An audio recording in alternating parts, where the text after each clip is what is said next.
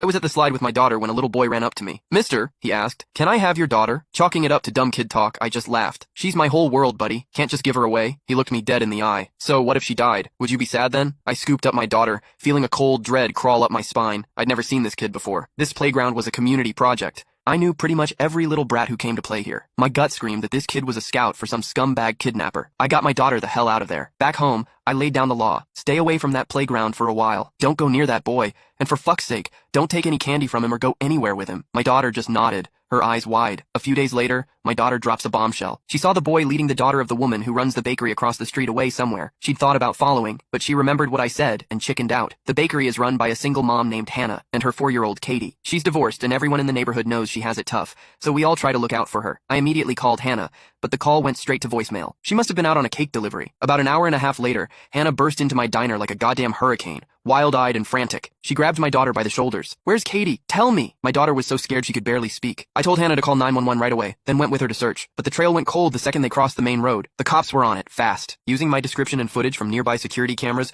they found the boy that same night. His name was Leo. Leo swore up and down he hadn't taken Katie. His parents backed him up, lying through their teeth that their son had been home all day. The cops showed them the surveillance footage, blowing their bullshit story to pieces. That's when Leo, the little shit, finally mumbled, I'm not 12 yet, so I don't have to go to jail, right? Leo led us to a derelict construction site nearby and pointed to a small, freshly dug pit in the ground. She's in there. The cops dug away the loose dirt and found a styrofoam cooler, the kind you get from Amazon deliveries. They pried the lid open. Katie was crammed inside, curled into a ball. Her eyes were wide open, her mouth slightly agape, her face a mask of pure terror. Hannah just fucking broke. She lunged at Leo, trying to tear him apart, but the cops managed to hold her back. The police had Leo recount the whole thing. His clarity, his step-by-step logic, sent a fucking icicle through my heart. Leo said he found the pit at the construction site and got the idea to bury something alive in it. First, he tried a stray cat, but it scratched its way out immediately. A failure. So, Leo switched his target to a kid. But the hole was too small, so the little psychopath tied 2 shoelaces together to measure the pit's dimensions. Whenever he found a potential target, he'd measure them with the shoelace first before trying to snatch them. He also said he only picked little girls. They were easier to control, and he added,